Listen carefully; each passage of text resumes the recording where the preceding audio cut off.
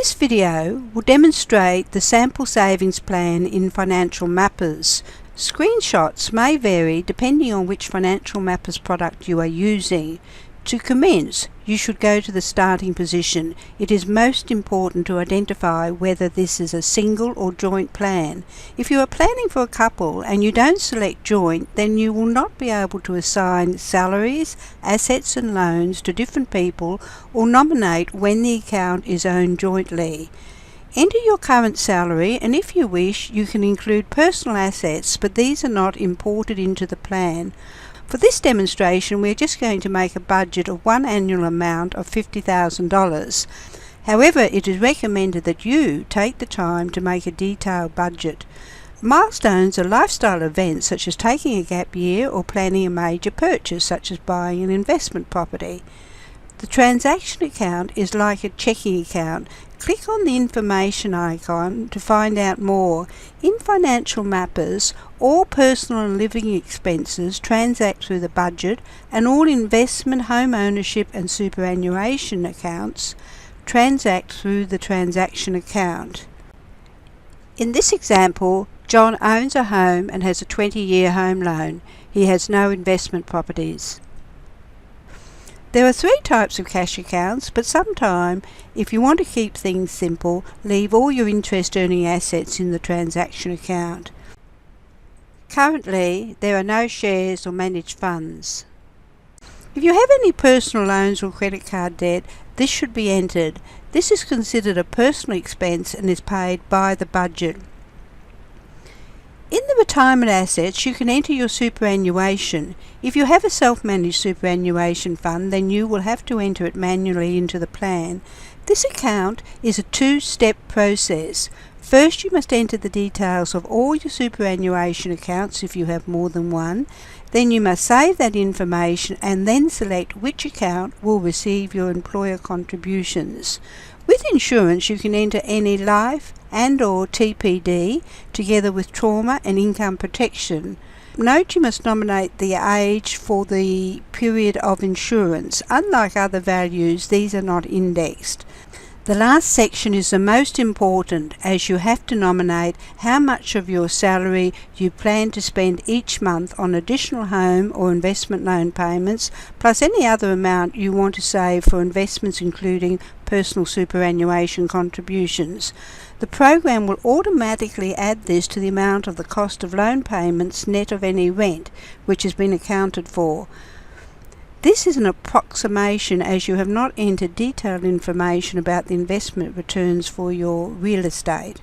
Once all this information is completed, you can create a starting position report. To create your plan, select the option New Plan from Starting Position. This is a 30-year plan for one person. Now we can start to add the information not displayed in the starting position. To keep things simple, we are just going to use default rates. Go to the salary and you will see you have only one salary amount. However, someone aged 35 is likely to undergo a number of promotions over their working life. So let's work out what may be a sound scenario. The salary defaults to increasing at a rate of inflation, but you can nominate a different percentage if you wish. Here we are going to add two more income brackets and increase the percentage of savings for a second time period. In the home account, we are going to click on the link for the loan and then make additional loan payments of $200 a month. The focus of the plan for the first 5 years will be to reduce home loan debt and build cash reserves. A new cash account is created to store these savings. If we go to the investment plan, you can see in the first few years most of the savings is being used to repay the home loan. 90% of any funds not used for home loan payments will be allocated to the cash account. The remainder will automatically be placed in the transaction account together with the money allocated to loan expenses. Loan expenses and tax on investments is paid from the transaction account. Now we are going to plan for the next 10 years. Years 6 to 15. With the additional home loan payments, the loan will be repaid by the end of year 15. In this plan, John intends to prepare for investing in the share market. If he wanted to do this through an ETF, he would call the account a managed fund. For this exercise, a share account will be opened in preparation for future investing in shares. The dividends will be reinvested rather than having them paid to the transaction account. It is estimated that 70% of the shares will earn imputation credits. In the investment plan, 80% of the savings from salary are going to be allocated to the share portfolio for years 6 to 15. You can also buy and sell shares in the share account. To demonstrate, $5,000 worth of shares will be purchased in year 1 and 5% of the shares are sold at the end of year 5. The reason you must use a percentage is this is dynamic cash flow software. Every time you change something, all the information is recalculated automatically. When you use dollar values, you must manually readjust. This takes more time and may introduce user error if you forget something. For this reason, where possible, take the option to use percentages, as is the case in the investment plan, rather than buying dollar amounts in the account. Let's take a quick look at the data view for the first 5 years of the plan. Note the highlighted sections. In the period years 16 to 26, the focus of this plan period is to purchase an investment property. We need to open a new account called investment property. The estimated price is listed in present value and the software will calculate the future value. The property will be purchased in year 16.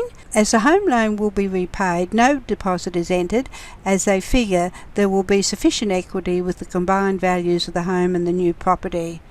The loan will be for 20 years. However, with the home loan repaid, John has decided he wants to repay this loan much faster, so he is planning to make additional payments of $1,500 a month. This means the time to repay the loan is almost half. Loan costs, including loan application fees, are going to be included. The graph demonstrates that the loan will be paid about 5 years before the end of the 30-year plan. Let's have a quick look at the information under the tabs. We're not going to make any entries now. However, adding information about possible non-cash type deductions such as building write-offs and depreciation may affect the amount of tax you pay each year. Note you can also include building renovations and any capital purchases such as curtains and carpets. When you go to the superannuation account, make sure the account is both activated and, if appropriate, the Calculate Employer Contributions is ticked. Superannuation funds let you nominate the type of investment profile you want for your fund. The software defaults to a balanced fund returning 7% with 1% management fees. We're going to change this to a high growth fund returning 9% for the first 25 years. For the 5 years prior to retirement, the fund will be a balanced fund. Here is a sample of graphs displayed in the superannuation account, and here is a sample of the data view. The last 5 years of the plan will hold no debt and will use savings to purchase bonds and a high growth managed fund, together with some after-tax contributions to the superannuation account. The bond account must be created. With the managed fund account, you can select the asset allocation. In the investment plan, the allocation will be 25% each to bonds, managed funds and after-tax contributions. Now that the plan has been completed, let's review each account. The transaction account is where all the transactions except the allocation from the investment plan occur. A special note should be made about the transaction account. It is important to ensure that the account is not overdrawn beyond your overdraft limit. If there are small amounts of overdrawn funds, you can ignore it for now, or you could adjust. While we are trying to model our financial future, there are many unknowns, so these things can be adjusted as you move closer to the time. You can see that you have plenty of shares which could be sold if you have to make up any shortfall in the future. The other accounts are cash account, 5-year bonds, shares, managed funds, investment property and superannuation. That concludes our discussion of the planner page. Now we will take a quick look at the other chevrons. When making a plan, it is important to think about why you are making the plan. This is called your objectives. Next, you should define the strategies you will use to achieve those objectives. There is an extra panel for you to add any notes about the plan you want to keep. For example, have you checked your insurance or made a will? Finally, you can list important milestones so you can check back and make sure you have taken them into consideration.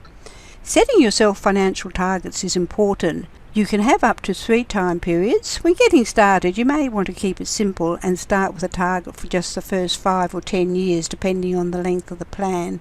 There are 3 sets of options, but assets is most likely all you will need at this stage. After you've set your targets, you can save and then click the button Compare Results. Here you will receive a tick if you have achieved your target. The review chevron is the best place to review your plan as you are building it. Note that all the results are in present value, which means the today's dollar value. On the dashboard, you can move the slider along and view the results for each year of the plan. By clicking on the information icon, you have a detailed graph. The investment strategy displays the percentage of growth assets. The value of your home is an important store of wealth. It demonstrates the value and net value, with loans being displayed in red below the x-axis. On the investment graph, both the value of the investments and net investment values are displayed. The investments are divided into 3 main categories together with the value of investment loans. Retirement accounts include superannuation and annuities. The transaction account will demonstrate with a red column where the account is overdrawn. If the account is overdrawn beyond the overdraft limit, then you should return to your plan and change the plan because you do not have sufficient funds for that plan. The home and personal loans are displayed in different colours. With the investment loans, an overdraft is listed. It is recommended that you don't use the overdraft facility for investing loans. The reason is the software does not know what the loans are being used for, and this is important for the software statistics. Keep it as an emergency fund, but generally try not to use it. Finally, the last graph will show your income from salaries. In retirement, the software breaks down the income into different types. The key indicator graphs are very important as they will alert you to anything you may have missed. Check all the salaries and savings have been allocated. Check that the loan expenses in the investment plan are not greater than the salary savings in the investment plan. Check that the transaction account is not overdrawn. Finally, have a look at the graph for financial targets. See the little icon at the end? That will demonstrate whether you have achieved your target or not. On the report chevron, there are 3 main categories. The plan outcomes report will demonstrate all the results from your plan in both present and future value. If you're using Financial Mappers Pro or Financial Mappers Lite, you will have a 4th panel of reports created by the company providing access to the software. You will also have an extra chevron called Plan Review, where these reports can be uploaded and viewed one section at a time. Modelling tools can be used to consider different what-if scenarios. For example, what might happen if interest rates return to the long-term average rate of about 7% for home loans? What if the share market experiences a 3-year downturn? Cash flow modelling software is based on average returns. For this software, we are using a 20-year average return. Companies who have provided you with access to the software will most likely work on shorter averages, say the last 5 to 10 years. The reality is that prices move up and down around the average. With historical data, you can take a detailed look and see how this may affect your plan. Since 1986, the software has selected 4 10-year economic cycles. The results during these cycles were a cycle where real estate outperformed the markets, a cycle where shares outperformed the markets, a cycle where both real estate and shares perform very well, a cycle where both real estate and shares perform poorly during the GFC. You can generate a report for the first 10 years of your plan and see where your plan sits in relation to those 4 cycles. It will give you an idea of possible outcomes should economic conditions change over the next 10 years. For more details about the sample savings plan, please read the PDF for this sample plan.